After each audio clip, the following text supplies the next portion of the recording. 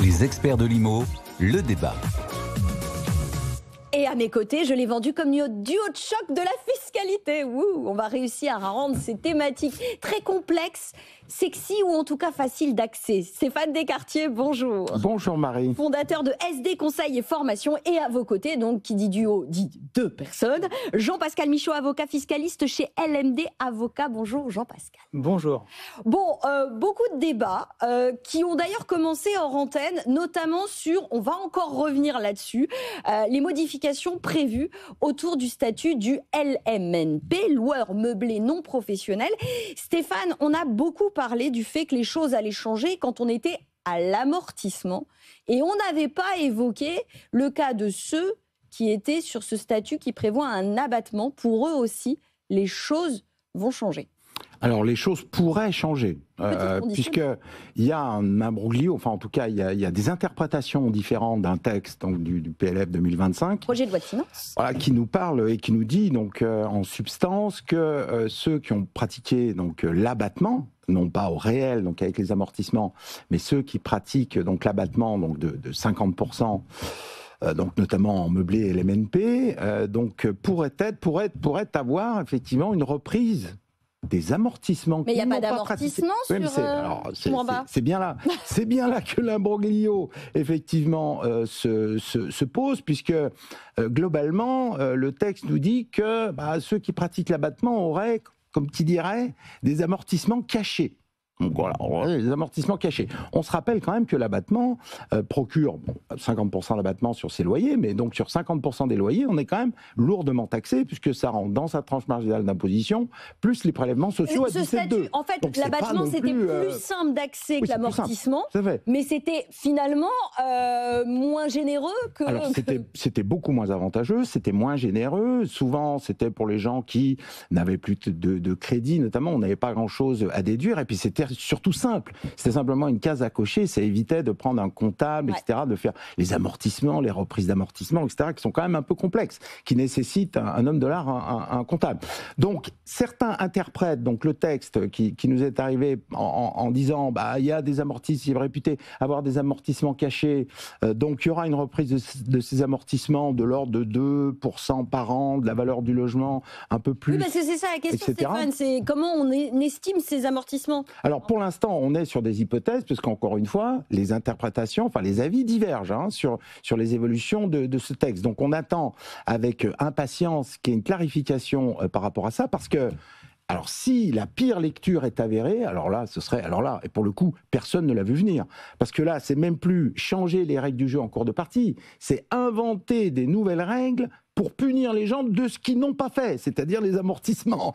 Donc là, ce serait quand même, personnellement, je n'arrive pas à y croire, je vous le dis, Marie, mais on voit tellement de choses hallucinantes que tout est possible. Personnellement, j'ai du mal à le croire. Là, ce serait un coup de poignard dans la confiance qui serait, alors là, qui dépasserait tout ce qu'on peut imaginer. Mais alors certains, effectivement, le lisent comme ça et nous disent, mais c'est ce qui va se passer. Il y aura une reprise d'amortissement, y compris pour ceux qui ne les ont pas pratiqués. Mais on va demander à celui qui connaît bien le droit, avocat fiscal, Jean-Pascal. Alors, c'est quoi cette histoire ? Alors, c'est une belle controverse de juristes. Comme on en a toujours lorsque la loi est mal faite, c'est-à-dire qu'on a un législateur qui pourtant a pris son temps pour nous sortir ce projet de loi de finances, et malgré tout, il n'a pas envisagé ce cas, il ne l'a pas précisé, donc ne le félicitons pas pour commencer. Ça donnera du travail au juge et à l'administration. L'administration ne s'est pas prononcée sur cette question, c'est une première chose. Moi, j'y crois pas. Les arguments qui vont pour, c'est qu'effectivement, on peut considérer que dans l'abattement forfaitaire, on prend en compte l'ensemble des charges, et si on prend en compte l'ensemble des charges, les amortissements en font partie. Voilà, ça c'est l'argument pour. Maintenant, il s'agit d'une réintégration dans le calcul d'une plus-value. Et ça, c'est prévu par la loi. Il y a un article de loi qui le prévoit. Et cet article de loi, il est prévu pour le régime réel. Donc, si nous ne sommes pas au régime réel, il n'y a pas d'amortissement. S'il n'y a pas d'amortissement, il n'y a pas d'amortissement à réintégrer. Donc personnellement, en tant que juriste, j'estime que la réponse c'est non. même si effectivement il y a des gens qui pensent le contraire, et même des gens très qualifiés.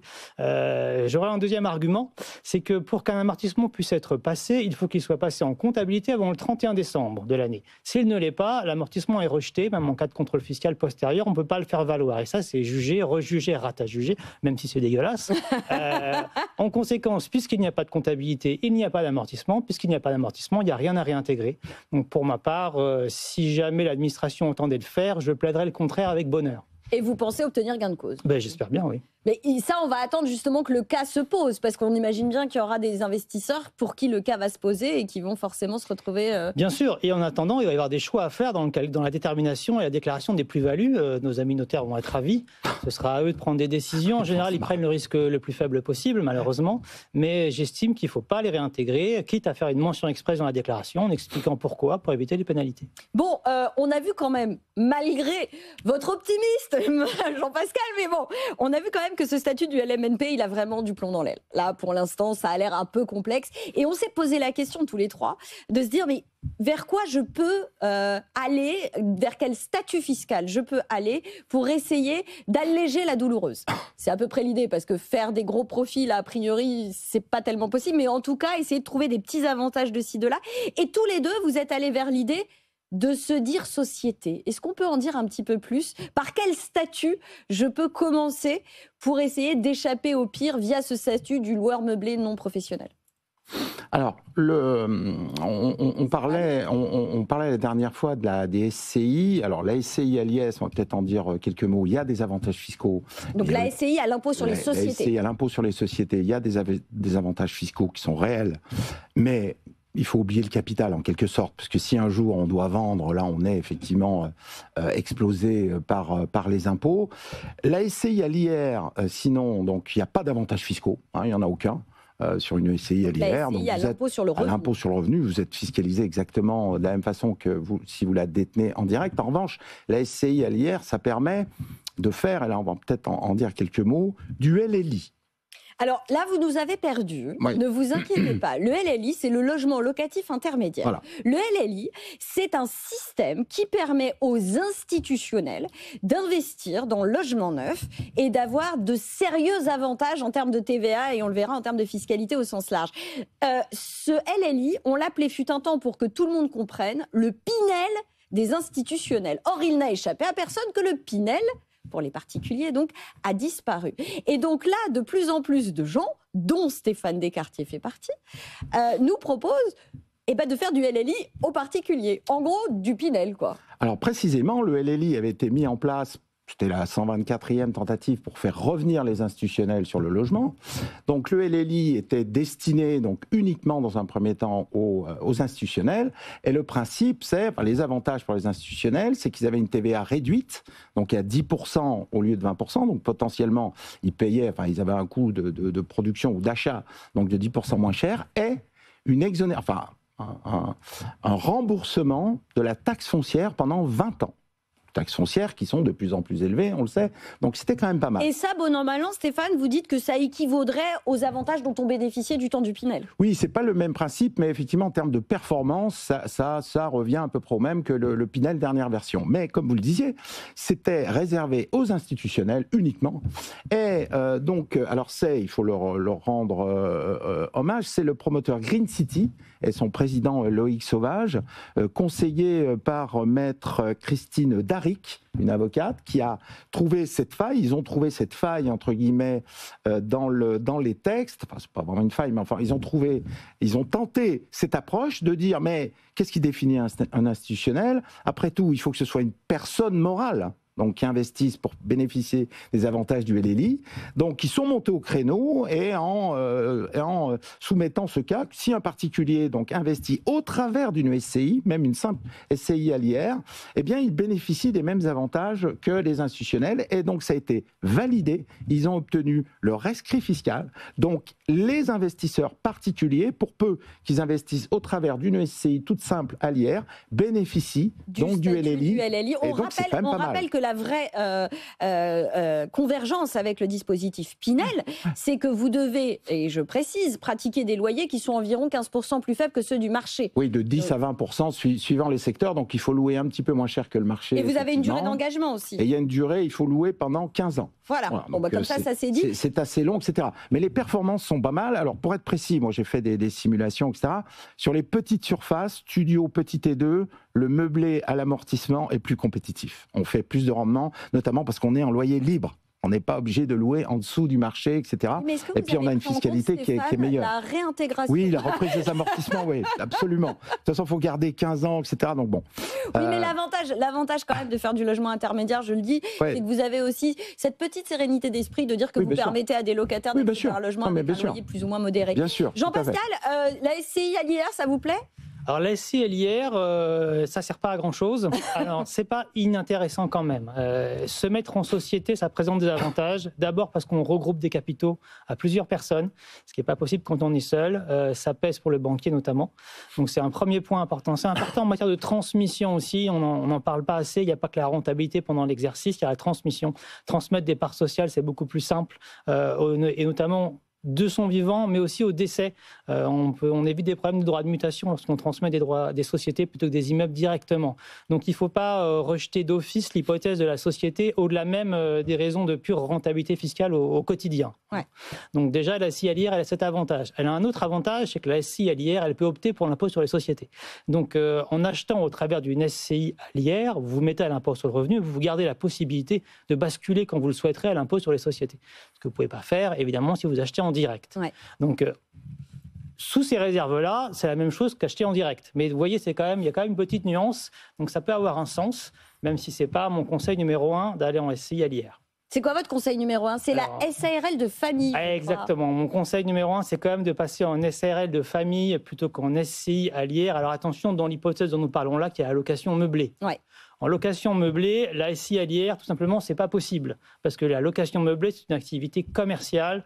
Donc, du moment que vous êtes en SCI et que vous faites que de la location meublée, vous êtes obligé d'être à l'impôt sur les sociétés. La SCI à l'IR en location meublée, c'est seulement quand la location meublée est minoritaire dans votre activité. Et quitte à être à l'impôt sur les sociétés, autant passer par la SARL de famille, parce qu'elle va vous permettre, elle, justement, de faire de la location meublée tout en restant à l'impôt sur le revenu. C'est le seul moyen de le faire. Et donc, en conservant les avantages de l'impôt sur le revenu, tout en étant en BIC et donc en ayant de l'amortissement. Ouais, c'est ça. On peut après, à l'intérieur, choisir quoi, en fait ? Eh bien, en fait, si vous êtes à l'impôt sur le revenu, vous payez vos impôts sur vos loyers directement, sur vos bénéfices directement, et donc vous n'avez pas à conserver l'argent dans la société pour ensuite le reverser en dividende et vous reprendre une flat tax à 30%. Voilà. C'est pour ça que la SARL de famille, c'est plus intéressant que la SCI quand vous êtes à l'impôt sur le revenu. Et rien ne l'empêche d'ailleurs en SARL de famille de basculer à l'impôt sur les sociétés si on le souhaite également. C'est pour ça que je suis plus partisan de la SARL de famille quand on ne fait pas le choix de l'impôt sur les sociétés, qui est aussi un choix qui peut avoir du sens, l'impôt sur les sociétés. Après, je crois qu'il y a et puis pour passer, enfin l'impôt sur les sociétés, et puis c'est pas, il faut avoir quand même des revenus considérables. C'est une question de calcul et de projet. Si vous avez des revenus qui sont modestes par ailleurs et que vous avez une petite location meublée, il ne faut pas aller en impôt sur les sociétés. Par contre, si vous avez des revenus importants hors revenus de location meublée, il vaut mieux être en impôt sur les sociétés et pour éviter la taxation au taux marginal et vous prendre du 45 plus 17, c'est-à-dire du 62%. Il vaut mieux être en impôt sur les sociétés qu'à 62%. Et surtout, en impôt sur les sociétés, on est retaxé à 30% derrière quand on reverse, mais si on reverse. Or, si vous avez des revenus importants par ailleurs, vous n'avez pas besoin de reverser. Et donc, les profits que vous générez dans votre société, vous les y conservez pour acheter d'autres appartements et encore d'autres appartements. Et là, l'impôt sur les sociétés, ça devient très rentable. Bon, voilà. Ça, c'est quand même quelques bonnes idées pour changer du LMNP classique, en fait, on va dire. Bon, il ne me reste que 4 minutes, mais il fallait qu'on l'aborde quand même, parce que c'est en ce moment, ça va se décider et se concrétiser au 1er avril, je crois, pour les Parisiens, les DMTO, qu'on appelle improprement les frais de notaire, les droits de mutation à titre onéreux qui vont donc probablement augmenter un peu partout, y compris à Paris. C'est votre coup de gueule, en fait, Jean-Pascal. Mais oui, c'est mon coup de gueule parce qu'une fois de plus, ce sont encore les propriétaires immobiliers qui trinquent. Et c'est le marché de l'immobilier qui trinque puisque ça entraîne un surenchérissement des prix et ça va baisser les transactions. Et c'est toujours cette incapacité de l'État à comprendre que quand les recettes baissent, c'est parce qu'il y a moins de trafic. Et si on augmente les impôts sur les opérations, il y a moins d'opérations et trop d'impôts tue l'impôt. Donc, pardonnez-moi, mais c'est stupide d'avoir fait ça. Après, là, quand même, on ne s'adresse pas aux primo-accédants. Je crois que le neuf est sauvegardé aussi. Et puis, on parle de quoi, 0,5 potentiellement? 0,5, ben oui, mais oui, on passe de 4,5 à 5. C'est pas rien. Oui, mais c'est surtout, je pense, symptomatique de notre beau pays. C'est-à-dire que, globalement, depuis 7 ans, tout a été fait pour détourner les Français de l'immobilier, pour qu'ils aillent plutôt vers la bourse, vers le PER. Le PER est un grand succès. Donc ça, c'était pas effectivement un plan caché, hein, c'était officiel, mais ça se défend. Hein. Moi, je veux dire, je fais pas de politique, hein, nous sommes bien d'accord. Mais donc du coup, ça marche. Donc effectivement, le marché immobilier a baissé, parce qu'on est passé de 1,2 million à peine 780 000 transactions. Donc le plan fonctionne. Les gens vont beaucoup moins vers l'immobilier, mais du coup, ça fait moins de recettes. Alors qu'est-ce qu'on fait? Eh ben, on augmente les taxes. Non, mais le symbole est désastreux. Messieurs, je suis assez d'accord avec vous sur le symbole qui est désastreux, qui plus est dans un marché effectivement à la peine. Mais enfin, quand même, on ne parle pas d'une hausse considérable. Ce que je veux dire, c'est que si on prend un exemple d'un bien à 300 000 €, ça va faire quoi? Un surcoût de 1 500 € pour un crédit sur 20 ou 25 ans. C'est pas ça qui va compromettre l'obtention de votre crédit immobilier, non, mais par exemple. C'est un ensemble, Marie. On a les frais de notaire les plus élevés d'Europe avec les Belges. On a les frais sur l'impôt sur les revenus fonciers qui sont les plus élevés du monde. On a les impôts sur les successions qui sont les plus élevés au monde après la Corée. Donc à toutes les étapes de la fiscalité, on est soit champion du monde, soit champion d'Europe. Donc à un moment donné, on peut tout augmenter aussi, bien sûr. Mais voilà, hein, tout simplement. Est-ce que ça va encourager, est-ce que ça va permettre à des gens de se dire, bah tiens, on va investir, etc. Bah non, bien évidemment. C'est un manque à gagner supplémentaire. Et c'est encore une fois, c'est le système qui est organisé pour que ça freine. Mais comme ça freine, il y a moins de rentrées, on augmente les taxes. Donc c'est effectivement quand même ça un problème bien français. Toujours sur les mêmes. On a un problème d'égalité des citoyens devant l'impôt. On a des collectivités locales qui sont structurellement déficitaires, qui gèrent mal leur budget, pardon. Mais ça se dit aussi. Et on augmente leurs impôts, mais on augmente les impôts qu'elles vont recevoir, mais uniquement sur le dos des propriétaires. C'est-à-dire que ce sont effectivement les droits de mutation sur les transmissions, sur les transactions, et ce sont les impôts locaux qui augmentent, les taxes foncières.